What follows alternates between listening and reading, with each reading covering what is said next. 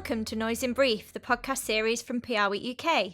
I'm news editor Siobhan Holt, and I'm joined by our UK editor John Harrington, alongside reporter Evie Barrett. We're going to begin by talking about the Cannes Lion International Festival of Creativity. As we record today's episode, it's day 2 of the week-long festival. We're going to go over now to our man in Cannes, PRWeek editor-in-chief Danny Rogers, to find out how this year's event is going so far. Hi, Danny. Hi guys, can you hear me okay? I'm sitting outside the press centre in the reception. I thought it was atmospheric, but it's probably not ideal. Good for good sort of metaphorical use as well. You know, winds have changed throughout Cannes and that sort of thing. So. How's it going for you then, Danny? We've seen US editor Steve Barrett posting on LinkedIn that he's been shaking hands with Princess Beatrice. Have you been hanging out with royalty as well? Only PR royalty. I've been hanging out with people like Richard Edelman, who was 70 a couple of days ago. So I've interviewed him about his plans for Edelman in the next 10 years. So that'll be forthcoming content on PR Week. But no, I didn't meet Princess Beatrice. I'm not sure I even recognise her. So what are your thoughts so far? What's been the highlights for you, Danny? I heard you said it was day 2. I'm amazed. It feels like about day 14, frankly. Yeah, it's just as busy and chaotic as ever. I mean, the big thing this year is the tech media businesses seem to be dominating the festival and the croisette. You know, you've got people like Yahoo and Spotify, Amazon, Google, that have all got huge beaches. So everybody's talking about, you know, which party they're going to. Which are they going to see John Legend at Spotify? Are they going to see the National at Amazon, which is one of the big sort of evening highlights here. In terms of the actual content in the Palais, I mean, it feels quite serious, I would say. There's lots of talk of, you know, how brands can make more money, which of course there always is, particularly at these times of commercial pressures and an economic downturn. But there's also quite a lot of talk about risk as well, I think, particularly geopolitical risk. A few years ago, it used to be all about purpose. It seems to be more about the risk now of expressing your political views or your views on sustainability or so on. So that's one of the things I've noticed this year. But, you know, it's great in the sense that there's lots happening. There's lots of launches. Burson launches officially in a party later this evening. So hopefully we'll get a bit more information about what the merged Hill Knowlton and BCW stands for and means. And a lot of senior executives are going to be there. And then we've got a number of events tomorrow. Elon Musk is on stage tomorrow with Mark Reed of WPP. So I think that's a bit of a hot ticket. Everybody wants to see what Elon's view of the world is. So, yeah, lots going on. There's a lot of noise really around Musk, wasn't there? Of people being kind of talk about the controversy of having him there, giving his, some would say, unsavoury views, and also what he's been doing to the X platform. Yeah, I mean, I guess he may be talking about X, he may be talking more about Tesla and SpaceX, which I suppose are less divisive parts of his business empire. I certainly think X has become a fairly divisive platform in the media world, because of some of his political views he's expressed from time to time. And I think he's also changed the algorithm a bit. So I think brands are failing to connect with consumers as they once were on X. So I think that's right. It will be controversial. But maybe he'll talk more about Tesla, which, as I say, is a hugely successful business and possibly a little bit less sensitive. Interesting, yeah. And, you know, we've had the news so far. So we're recording this on Tuesday afternoon. We've had news of Golin obviously picking up 4 accolades, including a Grand Prix already for the Misheard's version campaign for Specsavers, which is actually I picked that as my campaign of the year last year from the UK. So I feel a bit smug that I came up with that. But you're not taking credit on that. Not taking any credit at all. Is there been much talk about that? Have you sort of seen Golin and their colleagues? Have they been sort of quite happy with how it's been going so far?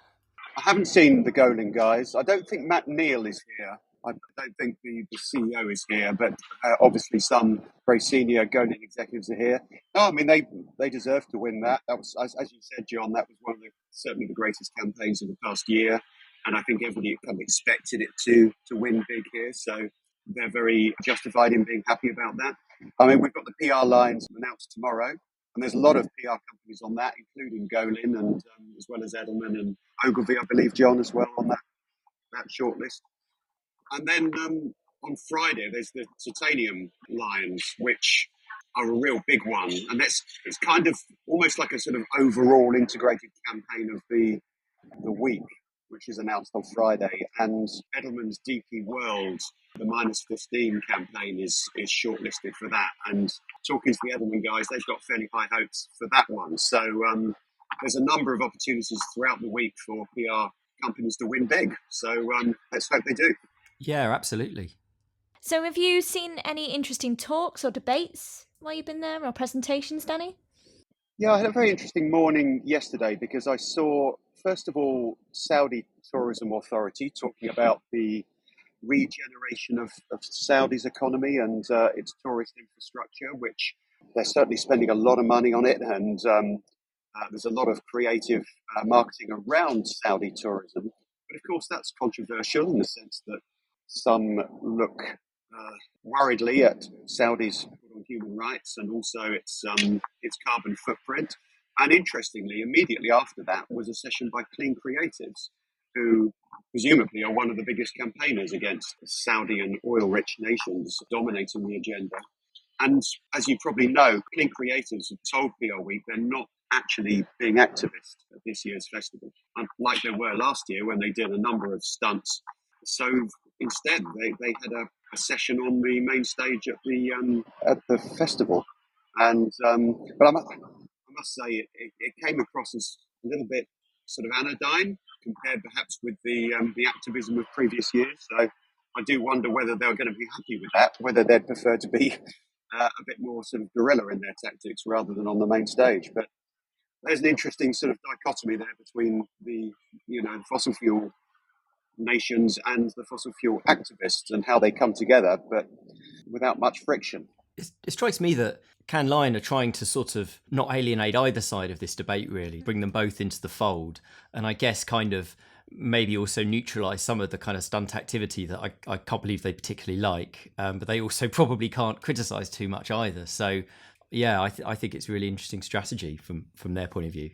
I'm sure you're right, John. I think it is Cannes' way of neutralising Clean Creatives. Instead of them turning up on WPP's beach in dinghies, they're actually got a respectable spot on the conference agenda. But if I was Clean Creatives, I'd feel that is lower profile, probably, because we're less likely as journalists to cover Clean Creatives talking on the main stage than we are a really good story about the stunt, right? It's just the nature of activism. Thanks so much for that, Danny. It was really interesting to hear all the news that's going on in Cannes, and enjoy the rest of the week. Yeah, thanks, guys. I'm going to pick up now on something that Danny actually mentioned, and it's been one of the biggest news stories in recent days. It's been the official launch of Burson, which happened ahead of schedule.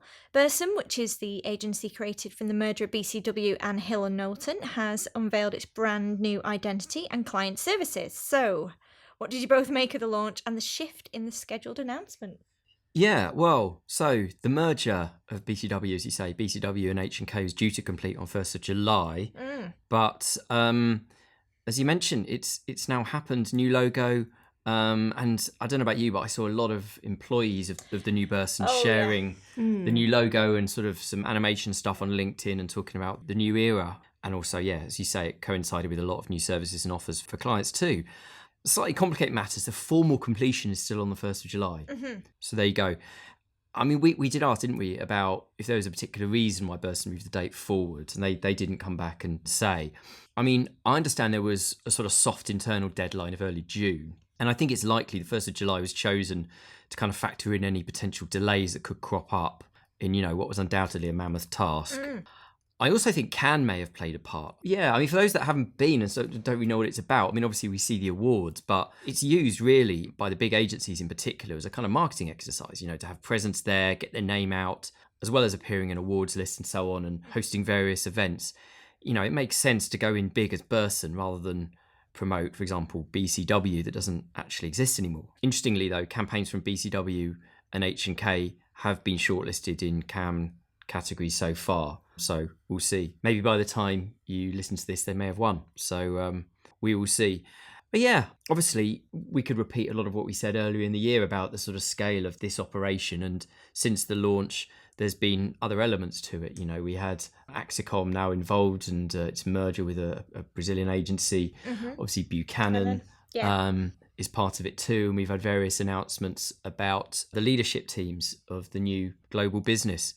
So, yeah, a bit of a surprise, but I guess doesn't change that much in the longer term. What do you think? I think it's been, as you say, I think it's an interesting move ahead of Cannes. I think, as Danny says, they've got this perfect opportunity now to launch and have all the leaders in one place to meet big CEOs that are out there. It is the perfect opportunity. So I think you can understand why they've hit the ground running and moved perhaps faster than we all thought they were originally planning to. Yeah, on the ground here, the way they've kind of rolled it out on LinkedIn, like you say, John, is quite smart. I think it's sort of built a lot of hype from people sort of within the agency and outside.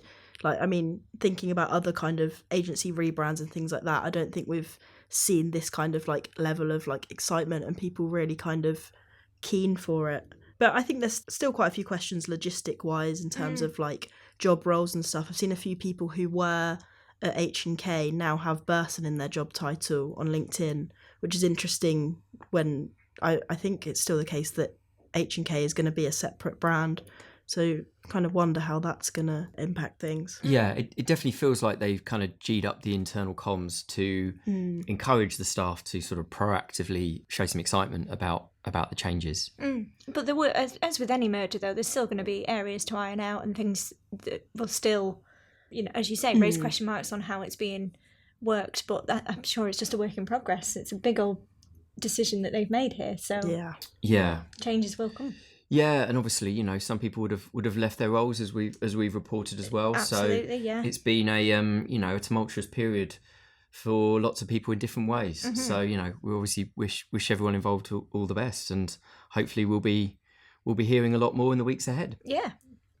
And finally, PR Week's 30 Under 30 initiative, which profiles the future leaders in PR, has been really well received by this year's cohort. There's been lots of posting on LinkedIn, which has been really lovely. Yeah. And part of it, we profile 30 talented 20-somethings and we quiz them on their key issues. Evie, you've had a quick look into this. What have some of them said?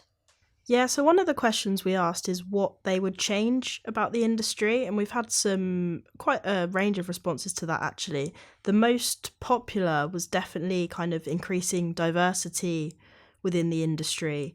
One person made the point that kind of recruiting diverse teams is fine, but you still have to make sure that those people really feel included, seen and heard. So I think it's quite promising that a lot of people really kind of passionate about that.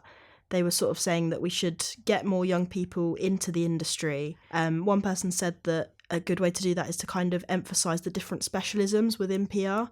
But I thought it was interesting, actually, that a couple of people sort of countered that point and said that one thing they think the industry should change is kind of that tendency to have specialisms, and that actually integrated work, integrated roles, which combine a range of skills, are useful. So I think there are kind of obviously different approaches to so many different types of people in the industry. But I thought those were a few good points. I think the thing with it is that we as part of it, it's very broad, isn't it, that the 30 are from. So I imagine if you different do types. work in healthcare, that specialism, you probably do want a bit more raising the profile of that sector. But as you say, consumer PR maybe is more integrated in some capacities with social and the way the different activations. So I can understand those sort of opinions coming through. Yeah. Another common theme was kind of the desire to change the perception of what PR does from an outside perspective, but also kind of in terms of better managing clients' expectations.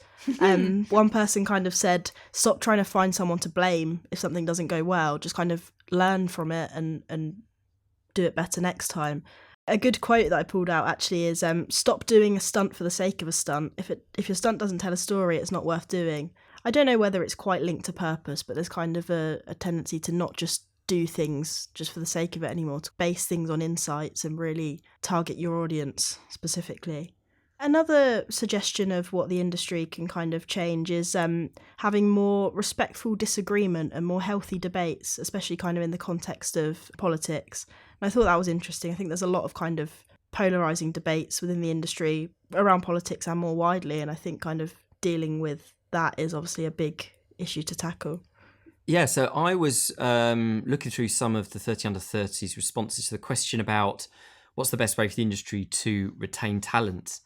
And it was really interesting. I mean, one word that comes up a lot, and maybe this is understandable, is culture. And obviously that can mean a lot of things to a lot of different people. But it's worth emphasising actually that idea of, as one person said it, foster a work environment where everyone feels they can bring their whole selves to work to produce the best work and to reflect that proudly in your DE&I policies. That was from Marianne Chowdhury, Senior Client Executive at Milk and Honey. So there was a lot around that. But one thing that also really stood out is that sense of career progression and being really clear about what you're going to be doing and what responsibilities you're going to get at a certain point. So Megan Tilley, who's account manager at Byfield, she was talking about all the team members there taking part, or they get to take part in business development activities, crisis, litigation and corporate comms work. She said, giving responsibility to all your people through a variety of tasks and skills, giving them a sense of accountability is important for young talent to feel like they're making progress in their career.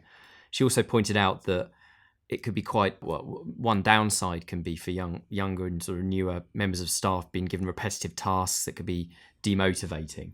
So I think that's a really good point, that when you see your staff are willing and able to do things, don't necessarily focus on the fact that they might be quite new to it, but to sort of, let them have a go early in small doses, but early, I guess, is one way of looking at it. So I thought that was really good.